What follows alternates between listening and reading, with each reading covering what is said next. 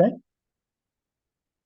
Right. Good evening, everybody. Welcome to the February meeting, February 24, 2024 meeting of the Houston Archaeological Society. My name is Bob Sewell. I'm the president of the society. And this evening we have a terrific presentation by Dr. Heather Parra, who is a professional archaeologist and is the exhibits and collections manager for the Museum of the Coastal Bend at Victoria College. Dr. Parra holds a PhD in archaeology from the University of Wales, Trinity St David, and she taught at post-secondary level for 10 years and has worked in museums for 10 years as well. Her archaeological work has been primarily in Britain, which is where I come from, but has also taken her to Greece and coastal Alaska.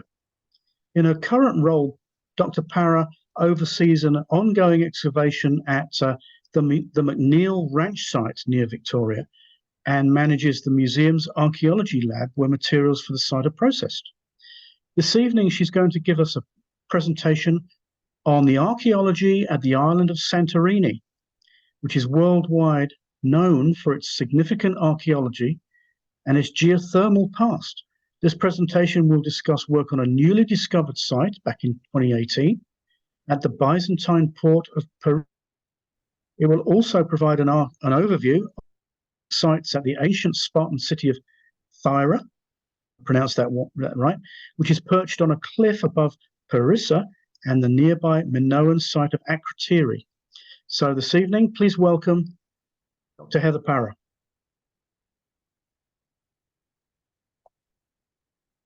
Uh-oh, I can't make my slides turn. Uh-oh. Hold on. Maybe I've got it. Ah, there we go. You got it. All right, here we go. The archaeology of Santorini. I just put this slide on here because I thought it was a pretty photo. There's a lot of that in here. So here's a little map, and I'm going to point out a few of the things on here that are places we're going to discuss. So you'll see on that sort of separate little island on the left side, Thracia, that's where the currently active volcano is located now. Oia at the top that's the city you see all the photos of with the white buildings and the blue and the donkeys going down the impossible cliff. Fira, which is the other city, the big one there, kind of on the middle. That's where the Museum of Fira was, where we were working, and for whom we were working.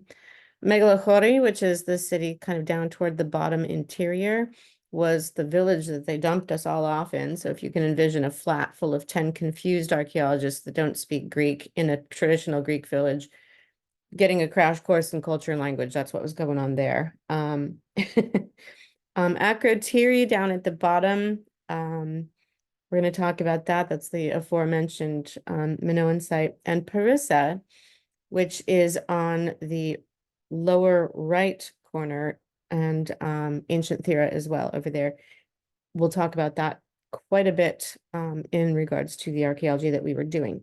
So continuing to look at this map, before the catastrophic eruption that happened around 3,600 years ago, these islands formed a ring-shaped island with a sea-flooded caldera in the middle. And so the pre-Kameni island, which is now Nea Kameni and Palea Kameni, was situated in the center of the caldera. And we've kind of come up with this reconstruction based on geological observations and underwater studies and whatnot. So anyway, that's the lay of the land for you. Let's see if I can, there we go. All right. So we actually swam in this caldera a lot of mornings. The location of pre-eruption settlements or sites on the present rim of the Santorini caldera seems to support what I was just talking about in regards to this geological reconstruction. And some scientists believe that the eruption of 3,600 years ago was responsible for the disappearance of the Minoan culture on nearby Crete.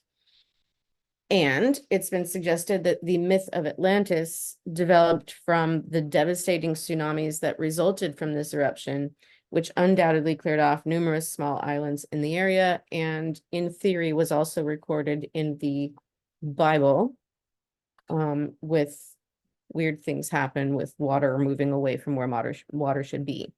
Parting of the seas and all of that. Okay.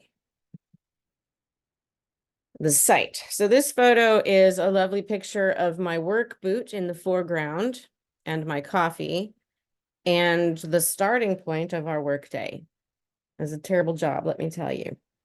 We are here. This is Parissa Beach, and it's a tourist beach. It's a commonly occupied by many tourists kind of beach, and all of the usual touristy things that happen there. So here's the actual site. And this is the site that we worked, and it was under the direction of the head archaeologist at the Archaeological Museum of Fira, who's a woman named Maya. And so she, again, just sort of dropped us off here with a bunch of Greek archaeologists who spoke virtually no English, and we did the best we could. So what we're looking at here is the big slide on the left. The ladder that's going down, there's a wall just to the right of the ladder, and it was made up of this primarily volcanic material. It was the kind of thing, if you stuck a pointy trowel in, the whole wall would just collapse. There wasn't any strata to be had there. So it was, that wall in particular was just sort of salvage archaeology. It was filled with potsherds and random and assorted other artifacts, but going layer by layer just wasn't happening. And I wanted to also point out the overview of the site in the lower right-hand corner.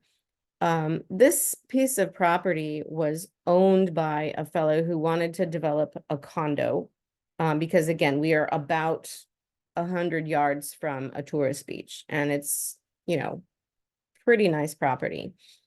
And the way the laws work in Greece, if you're a property owner and you have at something with a backhoe and it comes up with archaeology, you are obligated as the landowner to fund all of the archaeology that happens until the archaeology is finished.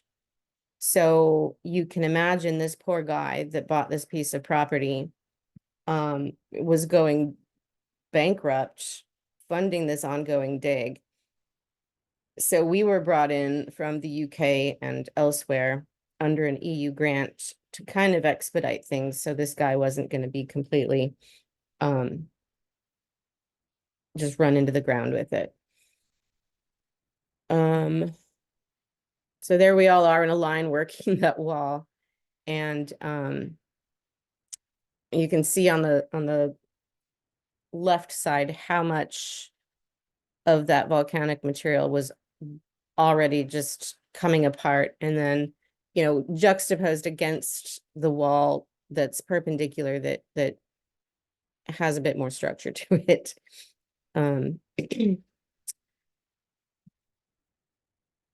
So those are my legs sticking up out of the volcanic material. Those were our working conditions. There wasn't a whole lot of OSHA level safety happening. Backhoes were going right by people and nobody had a hat on, and it was fine. The big blue bag, and I'm going to get to the meat of what we were doing in just a second, but the big blue bag in the center photo was full of potsherds. And we would haul, and these are like those big lawn and leaf trash bags, and we would haul, I don't know, a dozen of those offsite at the end of every day. It was just tremendous. So there is close-ups of that volcanic wall that I was talking about, and the potsherds sticking out everywhere, kind of like a porcupine. It's just the volume of pottery coming out of here was astounding. So what was this site? Oh, hold on, more pottery. A lot of the times we'd get these huge pieces. So like this one in the middle here, that was one great big pot, and it was in like 3 or 4 pieces, so reconstruction of that wasn't going to be a big problem at all. And it was just massive volumes of pottery, as I said. And if you're not interested in pottery, this is going to get old real fast. I'm sorry. So we also had these marble features that you can see in the 2 larger photos on the side. And you know, what's going on here? This site was part of a Byzantine port, and what we were looking at was undoubtedly some kind of a storefront of some kind, and it's in really close proximity to a basilica of the same era. And the Byzantine period is roughly coincident with the European medieval period. So we're talking about the year 330 to about 1453, or actually exactly 1453. So our guess is here is that this marble construct had something to do with, you know, the presentation of the storefront to the customers or clients. Unfortunately, we didn't actually see the end of the excavation, so I never really had a full picture of what it was going to look like. But as we went along, the features started to take on better shape. And, you know, you see the sort of classic Greek look to these things, and somebody's jacket. So here are some of the interesting things that came out of this site. Lots of really interesting pieces of potteries, you know, rims and handles and whatnot. A lovely piece of decorated pot up in the corner, and that piece of wall plaster with ship graffiti on it, which was a really interesting find, because one of the fellows working with us had been doing archaeology in Malta, and his focus there had been ship graffiti in Malta. And lo and behold, we came up with a chunk of it on the spot. But you'll find similar artwork as we go along, and we're looking at some of the images that came out of Akrotiri, which is pretty cool. And like every archaeology project, there was a finds room in the museum, and we spent an awful lot of time soaking wet, scrubbing potsherds. This is in a back room of the museum, and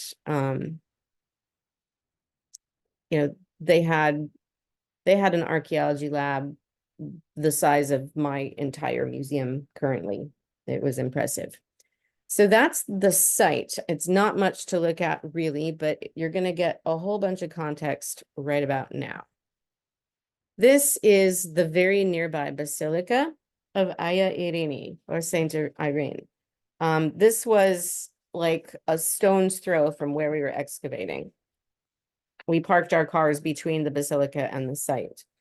So the next few slides I'm going to show you are the ruins of this basilica. Like I said, it was just, I don't know, feet away. And the building dates to the 5th century. Archaeologists discovered this in 1992 and identified evidence of a second construction period that happened during the second half of the 6th century. So 5th century building, additions, late 6th century. The excavation of the site has not been completed yet. The floor is 2 meters deep, and they're going to be working on this for a few more years.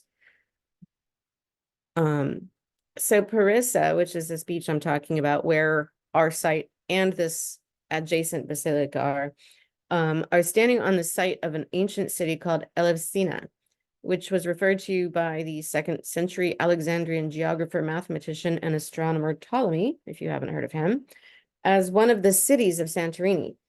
And evidence supporting the existence of this port city was discovered in 1836. So knowledge of this area has been ongoing for quite some time. During the Byzantine period, a second city of considerable wealth was built over the original one. And that's what we're looking at here. It's estimated that the city fell into a decline during the reign of the Emperor Leo III in the mid-700s. There's some more images of the interior here and some varying construction materials. You building folks are probably enjoying this. It was thought for a lot of time that Santorini was given its name by the Venetians in the 13th century, but there's now strong evidence that the Basilica of Aya Irini gave Santorini its name after all. So this is some of our folks sort of in the foreground, gawking up at the arches and whatnot. This is a really impressive structure. And it's, again, right off of this tourist beach and curiously remains unmolested. It's not protected by anything. There it sits and survives. Here's some more marble features that have come from the basilica, shockingly similar to the ones that came out of the site. And now we're going to move on to the museum. This is the institution, as I said, to which we were assigned. So the museum exhibits many artifacts from Akrotiri. This is Maya, the lead archaeologist, pointing out a detail on the fisherman fresco.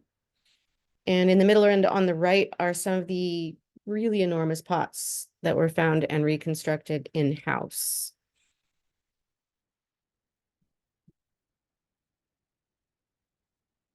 Pottery of all shapes, eras, sizes, and functions fill the museum. And I mean fill the museum.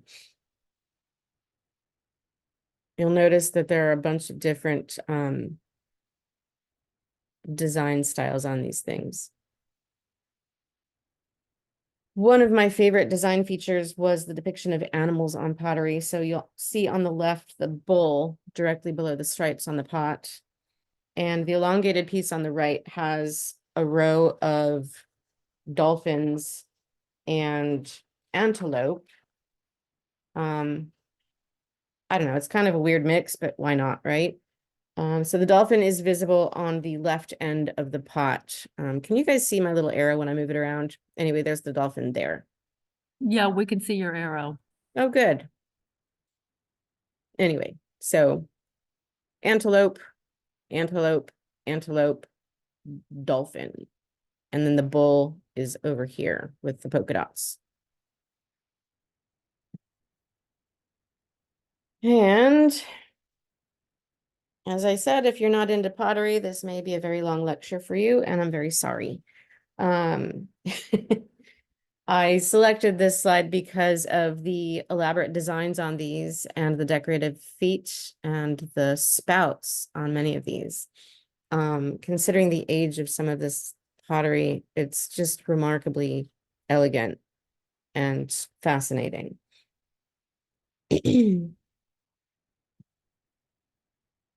More animal pottery. The bull is a common motif and reflective of the Minoan influence there. The boar's heads were a happy surprise to me, and the pot on the far right is meant to be some kind of a long-necked bird. We saw a lot of animal motifs, not just in pottery, but in all of the art and some of the more utilitarian things as well, which was interesting. This is a broader view of one of the museum's galleries. Many of the large pieces that you see here were just kind of wandering around loose in the museum without any kind of protective gear keeping people from it, which for a museum person like me was kind of astounding. But the respect that people hold for history and archaeology in Greece is understandable and tremendous, and I think worth emulating. I don't know how we can get everybody in this country on board with appreciating things as the Greek do, but I really loved being able to walk right up to these things and see them in fresh air, not under glass. On to the frescoes. This is the fisherman fresco. You've probably seen it before. This was from the northeastern corner of room 5 in the West House of Akrotiri. And it's one of the best preserved frescoes from that site, showing a male figure holding a bunch of fish in each hand tied together with yellow string. There's a similar fresco that was on the adjoining wall of that room. Both figures are nude and have partially shaved heads, and both of these points strongly suggest that they were youths performing a religious ritual of some kind. The religious connection is reinforced by the presence of recesses in the walls of room 5 and ritual pottery vessels in the adjoining corridor. And we'll actually see some of the construct of Akrotiri later in the slideshow here. So, more convincing evidence that the figures are giving an offering of fish is that both figures are walking in the direction of the northwest corner of the room, which is exactly where an offering table was found by archaeologists. So it feels kind of like a dead giveaway. And these are 2 frescoes from the House of the Ladies. The women depicted on the walls of the room wear typical Minoan dress, and above the women is a representation of a starry sky. And then if you look on the far right, that 3rd fresco of the papyrus, this is also from the House of the Ladies, and it's interesting because papyrus is not indigenous to Thera, and therefore suggests that the Cycladic artists were borrowing iconography from somewhere else, probably Egypt or maybe Crete. And all of this dates to 17th century BCE. Really spectacular details in these things, though, and the colors are super vibrant. You've probably seen this one before also. This is the fresco of the monkeys from the Eastern Building. And actually, when I was putting this slideshow together, I ran across an article from 2020. Let me back up a little. So the composition here is monkeys climbing on rocks at the side of a river.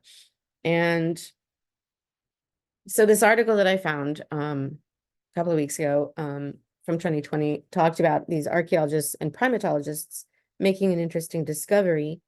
It's been assumed that these were depictions of an African monkey species, which the people of Akrotiri would have encountered in the course of their trade links with Egypt, which is the nearest monkey inhabited location with known trade relationships in the Aegean. But this article proposed that they're now believing that these are meant to be Hanuman langurs, which is a species of monkey from the Indian subcontinent. So this is suggestive that the Akrotirians of 3,600 years ago may have had trade routes stretching more than 2,500 miles.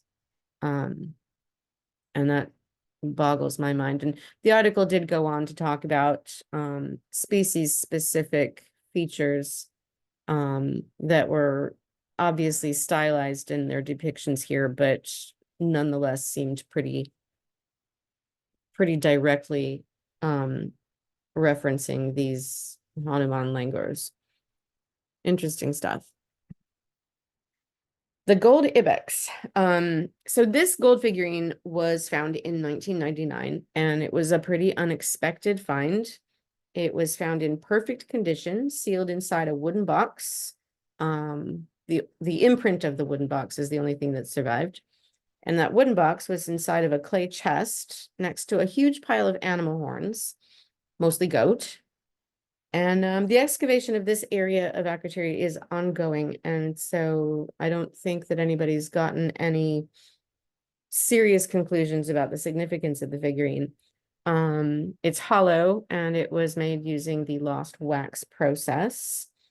If you look closely at it, you can see the seams where the legs were later attached to the body after the removal of the inside core. The neck and the tail were also attached after the fact. And it has a bit of a hammered surface, which isn't particularly evident in the photo, for which I apologize. When I took the picture, I didn't think I'd be talking about the hammered surface of it. Anyway, this is just a beautiful little thing, and it's tiny, maybe the size of your hand. and a really lovely thing.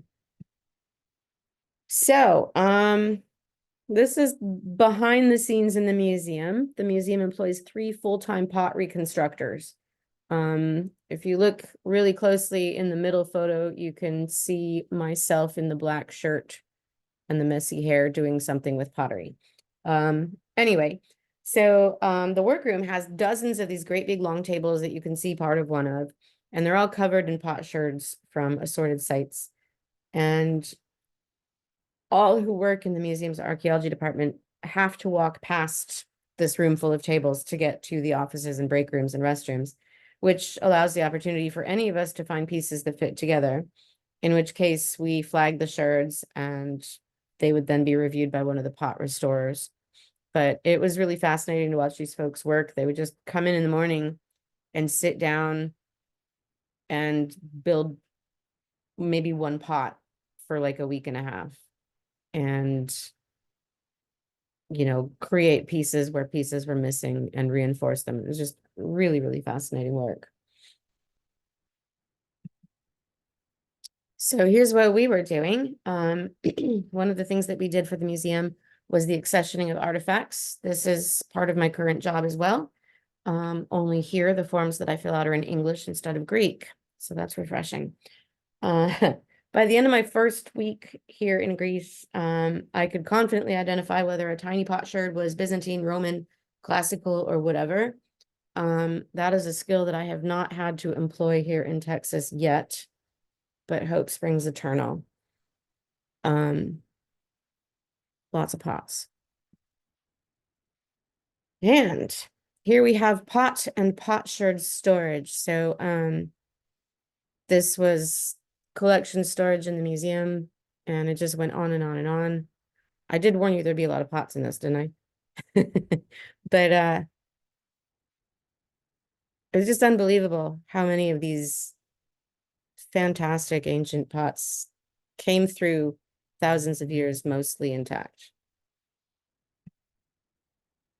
Like these ones. And here's some more. Now we're back out in the galleries again, just looking at the varying design elements. And just the fineness of the illustrations on the outsides of these pots. Last one, I swear. This is it for wit. So this is the end of the museum part, and we're going to move on to Archeology. Okay, this is the last one. Now I'm done with the pots. I did weed these out. There were like 150 slides, and I culled it down to, I think, 65. And we're about halfway through, maybe a little bit more. So anyway, all that stuff that we just saw came from Archeology, and we're going to now have a look at the site itself. And if you remember from the map, this was not too much of a distance from Parissa. So Archeology was founded about 6,000-ish years ago, and it kind of blossomed into one of the main urban centers and ports in the Aegean by the late Bronze Age. So we're talking like 4,000 years ago. The inhabitants were forced to abandon the city about 3,500 years ago due to a series of massive earthquakes and the following volcanic eruption. So here in this photo, you see Lefteros, our friendly guide, providing a talk on the history of the site. And he was sort of the regional historical society director. He had his hands in a lot of things. And anyway, so behind him, you see kind of an idea of how vast the city was. This is going in one direction. And if I had turned around and taken a photo the other side of the platform, it went on at least that far in the other direction as well. It's just enormous. It's all covered. You do not have access as a visitor to most of the city. There are sort of boardwalks that guide you through with a guide. You don't get to take an unguided walk through. You have a guide that will walk you through on these boardwalks, and you kind of gaze most of the time you gaze down onto the city as you're doing here. The excavations of Akrotiri have uncovered one of the most important prehistoric settlements of the Aegean. Like I said, the first habitation at the site dates from the late Neolithic, so 4th millennium BC. And during the early Bronze Age, so 3rd millennium BC, a sizable settlement was founded. And in the middle and early late Bronze Age, circa 20th to 17th centuries BC. And I'm sorry for all the BC, it's just the easiest way to keep track of it when you're talking about these sites. Anyway, so at those points, the city was extended and then eventually developed into just this massive port city. Sorry, I've got all these notes. This is a lot to remember. Here you can see the depth of the site. You know, at some points we're looking down, 25 feet. And on the right side, you can see some of the still intact structural walls. The excavation of this site has been going on since, I think, the early 1960s in earnest. And there's much still to be done, but what they've accomplished is mind-boggling. The large extent of the settlement and the elaborate drainage system, the sophisticated multi-storied buildings, which you see in the background here, with, what you just saw, the frescoes and the furniture and the vessels, these are all indications of the prosperity and the development of this settlement. And you can see a little bit of the drainage system there. So the town's life, like I said, came to an abrupt end in the last quarter of the 17th century BC, when the inhabitants were obligated to abandon it as a result of the uncertainty after these serious earthquakes. Shortly thereafter, the eruption happened and volcanic materials covered the entire island and the town itself. Catastrophically, but also good because the volcanic materials protected the city and what's inside of them, sort of like Pompeii. So that's given us the opportunity to excavate and salvage some of this history. So I put this slide in here so you can see this base of this pot exposed in the sediment. And there are moments like this, like right here in the middle of the slide here. There are moments like this all over the site, and they just kind of take your breath away because you can feel the immediacy of what happened to these people and their community. And it's just a really human moment. And I think that's what a lot of us get into archaeology for, is to find ourselves in the past like this. And that was one of the more spectacular ones.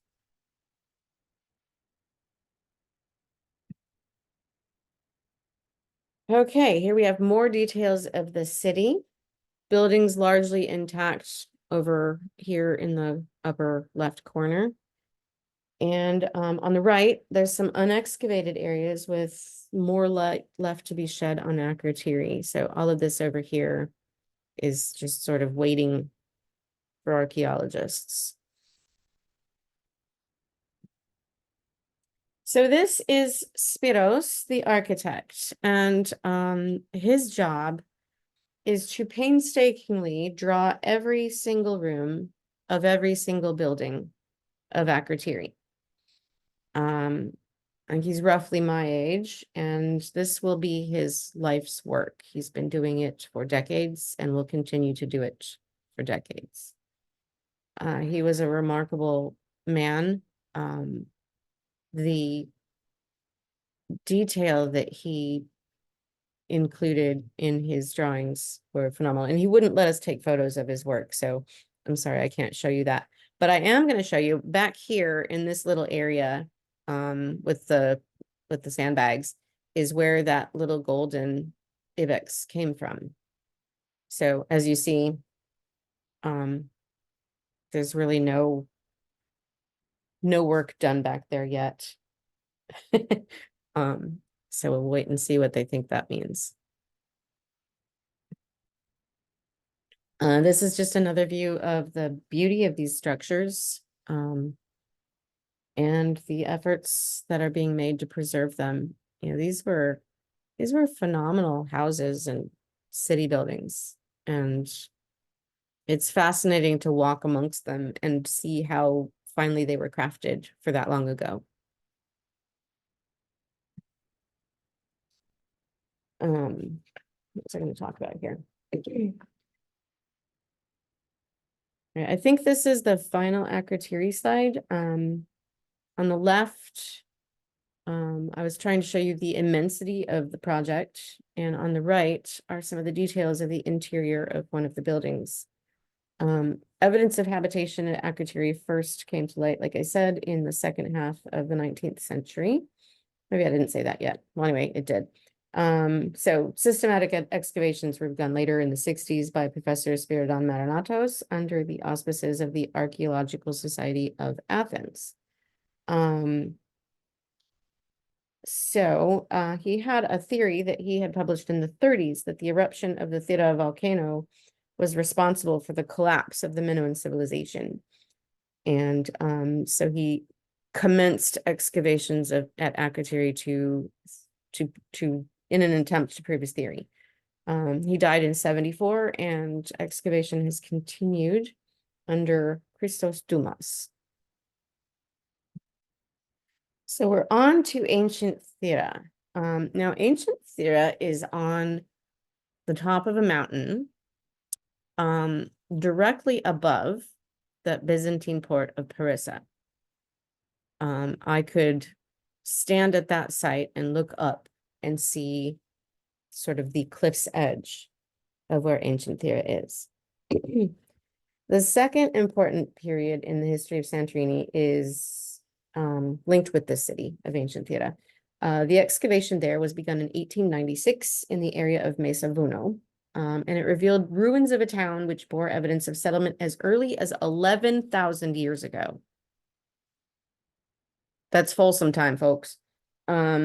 So the mountains of Prophetis Ilias, Santorini's highest peak, runs eastward into the lower rocky outcroppings of Mesa Vuno, and these two mountains are joined by a ridge named Salata. There will not be a quiz on any of those names, so don't panic. It was covered by a layer of pumice in 726 after a moderately small eruption, and the city was abandoned at that point. So Mesa Vuno, with an altitude of 369 meters, extends from west to south, and its steep slopes plunge to the coast of Kamari on the north side and Parissa on the south. So here you get some slight overview of some of the residential area and the view out to sea. This is another just absolutely enormous site. We spent most of an entire day mucking about there. It was terrible. Hold on. Okay. So here's where it gets interesting. This naturally fortified spot was an ideal place for the Spartan colonists to found their city. So yes, this was a city that was founded by Spartans from Sparta. We all know that movie. They built two roads, one to Kamari, where they had their port, and the other to Parissa, as I just mentioned. And the strategic location of the town was appreciated later by the Ptolemies in the 4th century BC, the most important history in the era of the island. Ancient Thera was transformed into an Egyptian naval base under the Ptolemies, with the installation there of a garrison. None of which you can see in these photos necessarily, but it's there, I promise. Okay. So during the Hellenistic times, which 300 BC, this was a period of huge receptivity to the new gods and cults. The worship of Eastern and Egyptian deities spread across Greek territory. And I actually saw this before I went and did this job. I was in Greece a few years before, and I was on this little island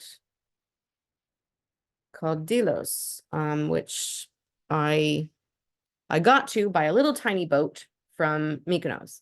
And Delos is uninhabited, and it has been uninhabited since the Hellenistic times. And so the ruins there are just standing as they've been. They're all weathered and wind battered, but they're still there. And interestingly, there are these great temples to Egyptian gods like Isis. And at the time, I didn't really understand what was going on there. But then when I moved to Santorini and got a slightly better understanding of it, it made more sense. So here in Thera, Egyptian gods like Serapis, Isis, and Anubis were accepted in the 3rd century BC. And the cults were quickly integrated into public and private religious life of the inhabitants on the island. The cult of the Egyptian triad of gods in Thera, which in this period was, I'm sorry, I'm reading from notes because I can't remember any of this. Anyway, the cult of these gods was a possession of the Ptolemies of Egypt, closely associated with the presence on the island of a large Ptolemaic garrison, which I just mentioned, and a sanctuary. This is what the point of this all is. A sanctuary in honor of these Egyptian gods was founded at that time in ancient Thera. And what we're looking at here is the rock cut part of the sanctuary with niches for votive offerings and a bench for the placement of cult statues. And there were 2 cisterns next to it that would offer the sacred water necessary for worship. And we're going to switch slides. And this is very awkward, folks, but I'm going to carry you over with me because my battery is about to die. So here we go, everybody. Hold on. My apologies. Here we are. Maybe. Bear with me. I'm so sorry. And we're back in business. All right. So, where are we now?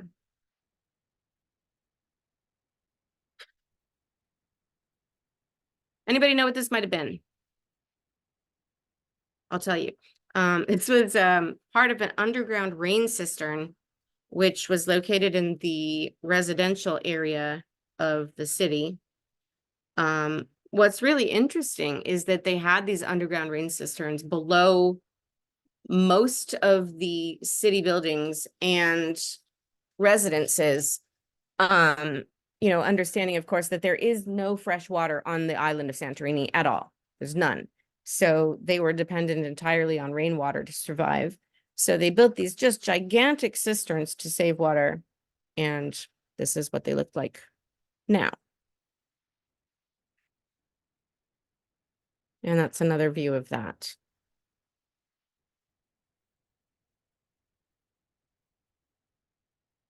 So this is a big overview of the city center, and the diagram on the right kind of shows you what you're looking at. It was a really huge complex, and you know, if you're looking at the photo on the left, it looks like it just goes right off the cliff into the sea, and it kind of does. It just goes right up to the very edge and stops, which is a little terrifying.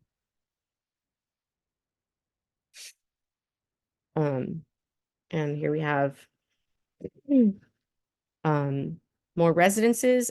So the residents of Thera that we have to see here date to Hellenistic and Roman periods. The earlier structures, the ones that date back to 11,000 years ago, obviously didn't survive. And the Ptolemaic period on Thera, which I tried to explain to you terribly a moment ago, brought a huge expansion of the city, you know, as they developed this sort of army base here.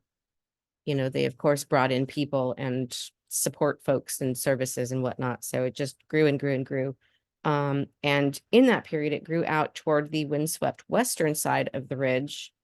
Whereas before that, housing was kind of focused on the eastern section, which was more peaceful and less windy. These houses were usually 2-storied, and they had large terraces and open courtyards in the sort of standard Mediterranean style. And material used was local limestone mostly, with the occasional use of local volcanic rock and less frequently marble. And here we have this view down the slope and out to sea. So this is the Kamari side, not the Parissa side.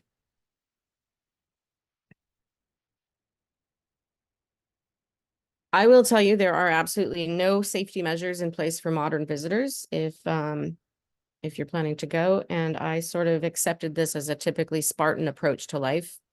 If you fall off, you just weren't worthy. These are the exedras, 3 buildings in the form of a temple, which date to the Roman period, so 1st or 2nd century AD. They're built in a line, as you see, and they housed statues of prominent citizens of Thera who were honored by their city, which I thought was sort of interesting. And the next slide will have some details from the exedras. So if you look here, you can see, you know, the inscriptions on the pedestals here. And this is more detail from the exedra and somebody's head. Sorry about that. And they actually do know who some of these folks are that are honored. Well, the names of them. We don't know anything about them other than they were apparently important to the city at some point. The Romans did like to record things.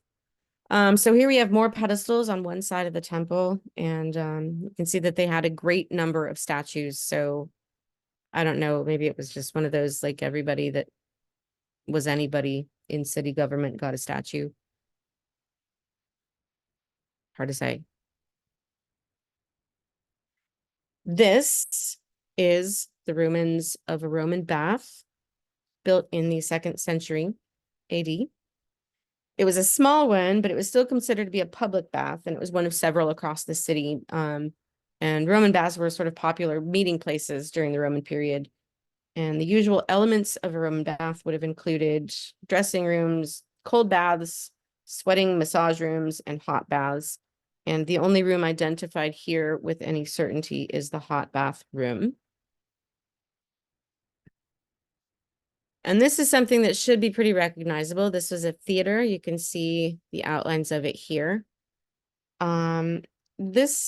This structure seems to have been built and rebuilt over several centuries between the 2nd century BC and the 1st century AD.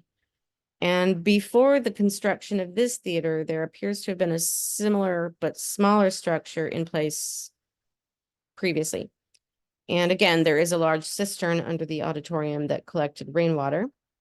If you wonder, the capacity for this theater was about 1,500 people.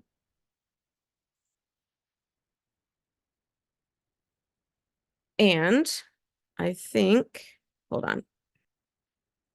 Okay, so here we are at the sort of outer edges of Thera in the foreground and looking at the modern city behind it. True of everywhere in Greece, it's the ancient and the current mingling effortlessly. Oop. And we're done. We survived. And I did it in 45 minutes. Didn't I? That is so fascinating, Heather. Terrific, Heather. Absolutely terrific. Fascinating. And we have a lot of questions too. Oh, So God. are you ready for questions? Okay, so first question is, how long were you excavating at the first site you were explaining to us, or at any of these sites? How long were Yeah, you? okay. How long was I working at the site? So I didn't actually excavate Akrotiri or Thera. I had abnormally I had abnormal access to it because I worked for the Museum of Thera, and archaeologists were very gracious and let us all troop through and investigate. But I worked the Parissa site for one season. The folks who worked it, I believe they're still working, last I heard. Giannis, who was the guy driving the backhoe, kept in touch for quite a while. I kind of lost track of him during COVID, but last I heard they were still working it and still trying to figure out where it ended because it just kept going on and on and on. But my time there was just one season. What year was that? 2018. And how'd you get engaged on the project? You were in the UK then, I know.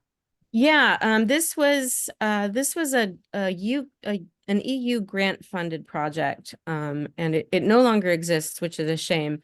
But the way it worked was that there was funding for UK based folks to go, and it was kind of a cultural immersion thing. So, you know, like I said, we got dumped off in this traditional village and we would work most of the day. And then in the evenings we'd have, you know, language training and cultural immersion, and we'd get, you know, hauled off to, you know, wineries and the tomato museum and, you know, just various and sundry local amazing things to learn more about how to be a Greek person. It was a neat program, and I'm sorry that it ended. With Brexit, a lot of things just stopped happening. EU funding covered a lot of UK academics, and then Brexit happened and that funding went away. Betsy, can I ask a question real quick before you go with the list? Absolutely, Frank. Regarding Santorini and the volcanic eruption, were there any bodies found and casts made a la Pompeii with Santorini? I've never seen anything. No one ever mentioned anything while I was there, and I feel like they might have done. You know, we all had pretty much free reign to have a good muck about in the museum, and you know, I didn't encounter any areas where they were storing human remains, and they aren't quite as prickly about human remains there as they are here. So I feel like they probably would have shown us if they had any. I just don't think any survived. Okay, thank you. Could be wrong. Just telling you what I know. Here's a question about. Aren't they all left because of the eruption? So are you saying that there were some deaths there? People think there were some deaths there just as in Pompeii, or did they? I remember you saying something about how they anticipated it and purposefully left the site. Am I wrong about that? Well, you're right about both. Sort of.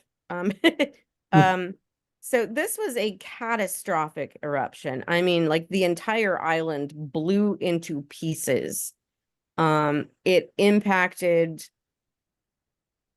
the entire region. It impacted, you know, North Africa and the Middle East, and you know, the entire Mediterranean region was deeply affected by this, and you know, broader ranging scholars than myself have done research into how it affected the plant life and the animals and, you know, the geology of the area. And you know, the Minoans were just gone after this, just totally gone.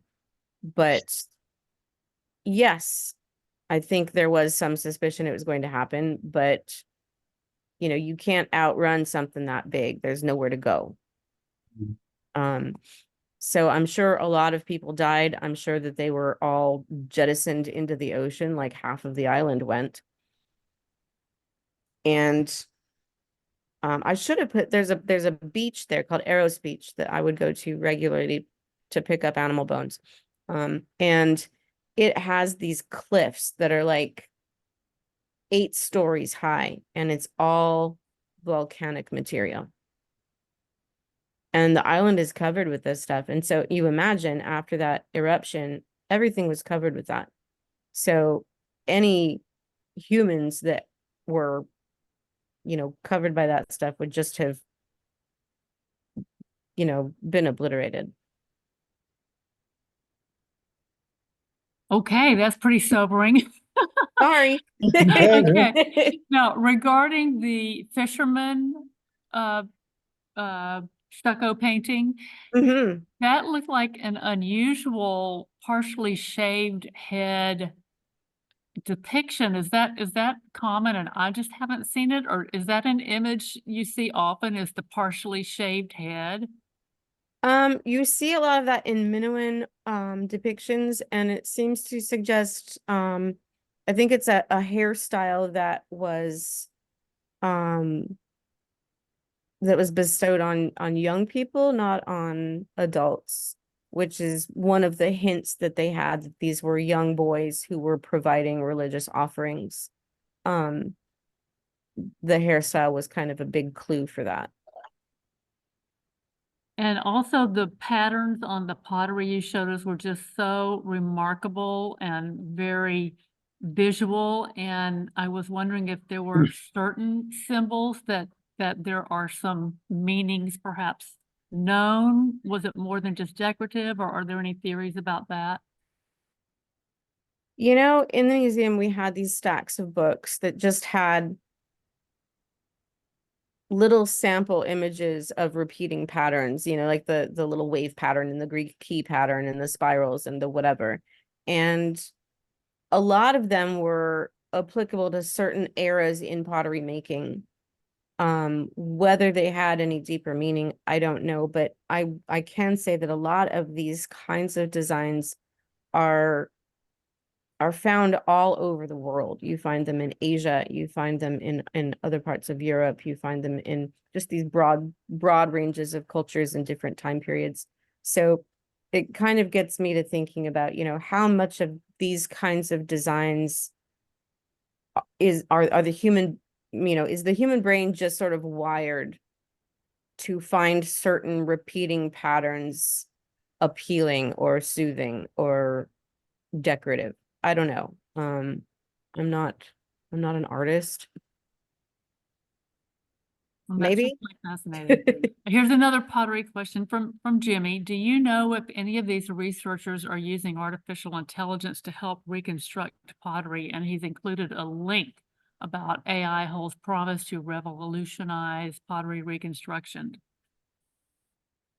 They're not doing that in this museum. So the pot reconstructors were these like crusty Greek dudes that staggered in with their sandwiches and their cigarettes, and they sat down and they put a pot between their legs and they glued that sucker together. There was absolutely no technology happening there whatsoever. That's great. That's great. The hero was- sandwiches. They did bring sandwiches. Oh, it's so funny. It I was like a hero rustic sandwiches. little world, but Mhm. really entertaining. No, well, That's the best way to do it. Jimmy, I would love to think more about that, and I would imagine that there's going to be some applicability of AI to things like that, but it's going to take probably another 50 years for Santorini to catch on. Okay, so then there were some more questions about human remains being discovered, and I think you addressed that. Why do people always ask me about dead bodies? I have a reputation. You're our human remains contact. You Okay, have the best who- pictures. Well, thank you. There wasn't a single dead body picture in this one. There you go. Aren't you proud of me? All right, who owns and maintains this site? It looks expensive. Which one? Any of them. Yeah. Yeah, my question was the site that had the large enclosure or covering, you know, Oh, so Archeology. Yeah, that's gonna be like the antiquities department. So it would be kind of the Greek version of the National Park Service. okay. All right. So it's kind of like a taxpayer owned public thing. Yeah. That's cool. Okay. Do we know if there ever was a problem with looting at any of these sites, such as prior to the 1960s excavations beginning or at any point? Oh man, I can talk to you about some antiquities stuff. There has always been trouble with looting of Greek artifacts because they're beautiful and everybody wants them. The Athens airport has the most aggressive antiquities export, like looter police guys, whatever they call that. Their customs agents are terrifying. Let me just put it that way. I've never been more scared walking through security sections in an airport. I didn't even have anything weird other than the dead goat, but you know, that wasn't an antiquity, but it still freaked me out. What? Come on, Bob, it's me. I had a dead goat. Dead goat through customs. It was a very dead goat. Anyway, but back to the antiquities. You see posted all over Greece that you're not allowed to pick things up and you know, don't take anything off the ground. But at the same time, when you're walking around, the gravel is made up of potsherds. I'm not kidding. I was standing in a parking lot and I looked down and there was a bit of Roman pot rim under my foot. And it's just everywhere. It's in the gravel. It's ridiculous. But yeah, they hammer down pretty hard on the looting now, but I think in the past it got out of hand. And you know, you'll see that once in a while there'll be, you know, an article that floats through about, you know, the repatriation of, you know, a big bunch of whatevers from Greece that wandered off 30 years ago or something. So they're getting really good at policing it. But also, I'm not talking about the professional antiquities thieves and, you know, random tourists who do stupid things by putting pots in their pockets or whatever. But Greek people are so enamored of their history, and it's so important to them that the concept of looting from their history would be a really difficult thing for them to do. And this is a generality. I'm sure that there are a couple of bad eggs, because there always are. But by and large, you know, everybody that I spoke to in all parts of Greece, not just Santorini, they're so proud of their heritage, and they have such a long history there, and they really want to protect it. So like I was saying, in the museum, you just walk by and there's this honking big pot sitting in the hallway. They're not under glass. They don't often have barriers around them, or they're just sort of like suggestions of barriers, and they're unbothered. They don't have a nick on them. All right, here's some questions about the hilltop ruins, asking particularly about some of your slides that you might want to back up to. You showed the 3 niches in a row, and there's some blocks in the foreground of that. And let me see. Yeah, right there, I think. Oh, see those blocks? What are those blocks in front of that, if you know?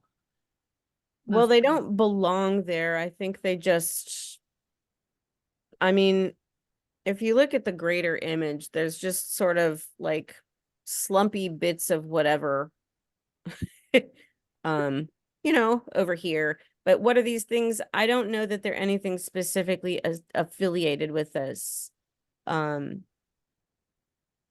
You know, that doesn't look like the same material at all. That was my question, Heather. Are they just there to stop people falling off the edge, or That are seems they unlikely.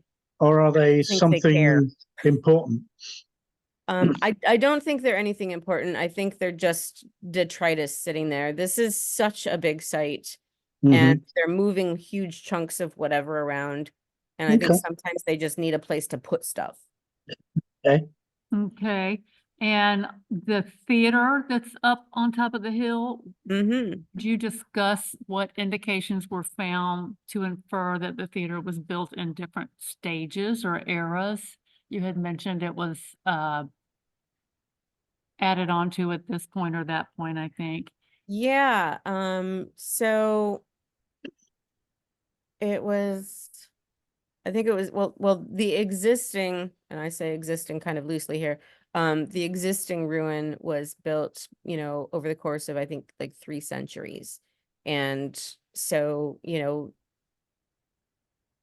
know, as with any excavation, you have context and et cetera and so forth to determine that. And I think building materials play into it, and building style. But also, this was the Roman period, and the Romans record abso-freaking-lutely everything they do. So, you know, here there are engravings on stone and other evidences thereof. I was not particularly privy to all of the detail of how they know that there was one before it. Now, again, there is a cistern beneath it, so they could get to this from underneath as well, because, you know, you could go along this bit here and you could get underneath here. And that's, you know, it was a rainwater collecting space. As you see, this is all that's between you and falling into the ocean to your untimely death. So I didn't spend a whole lot of time rummaging around, but you know, 4 persons excavating this, I think they had subterranean access to the construction of this, which gave them whatever the suggestions they had about the pre-existing structure.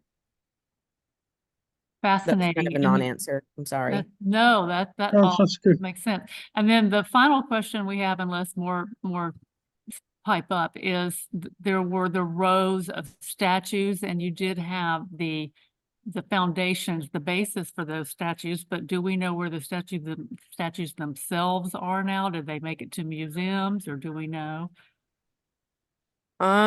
I did read somewhere that some of these things were suspected to have been hauled off to fancy European homes long, long ago. So back to the looting thing, I think that accounts for a lot of these lost things. But also, you know, these things are exposed to the elements up on this mountain, and we know that there have been various and sundry volcanoes and earthquakes, so I imagine there was just a little bit of attrition there. Right. Well, fascinating. Are there any other questions? Does anybody have any other verbal questions they'd like to ask? Yeah, I have one question. Thanks, Heather. This is great. Okay, Jeff. Hi there. After the island was basically wiped out by this volcano, who repopulated the island and when? Well, More Greeks came onto the island from the mainland? yeah, you know, Greeks are Greeks, and I think they just made their way back eventually. I don't know when. That's a really good question. I should have looked that up, but I don't know that it was necessarily an immediate return, because the mess this thing made would have been like just phenomenal, and it Yeah, probably couldn't have been very attractive to come back over there, could it? well, no, and nothing would have been growing on it. And again, there's no fresh water on the island, so it would have to, you know, wait for things to begin to regenerate. Yeah. Okay. Thanks. Yeah, back to the pots again, with those very small bases and the large middles, they always look so unstable. Do you have any comments on how they were used, how they were supported? Because were there baskets or frames around them, or what? I don't know about that, but I do know, hang on, let me get back to one of those slides. I did a lecture on the history of wine. Don't get any ideas, Frank. I'm not doing that one again. Well, I mean, I might Oh, for you. I'd like to but- hear that one. Anyway, I did this history of wine lecture, and I did a bunch of Yeah. research into it. So like Particularly unstable. these ones are the ones you're talking about, right? Right. So these probably stored wine, and they would have been kept on the floor in people's like cellars and stuff. I don't know that they had anything around them. I mean, the handles suggest to me that they had some means by which of pouring out of them when they got low. But these things are big. Like the picture, I don't think really gives you this the scale of it. You know, these pots standing on this stand are probably 5 feet tall. Oh, Ooh, wow. that'd be really heavy when filled So with. yeah, Gosh. the weight of the pottery itself would have kept them a little more stable. Hmm. They almost would have had to been dipping into them instead of leaning over to pour into containers to then Yeah, serve. you couldn't lift a full Yeah, pot. no way. Yeah. So the residents of the island all make their own wine in their like they have their own little grapes in their backyard, and then they all have these shady little wine making deals in some back grubby room of their house. You mean they're bootlegging? Basically, but the wine. So we spent a lot of time with our neighbor, who was he's a famous potter. His name's Andreas, and he's just a wonderfully, ridiculously Greek old man.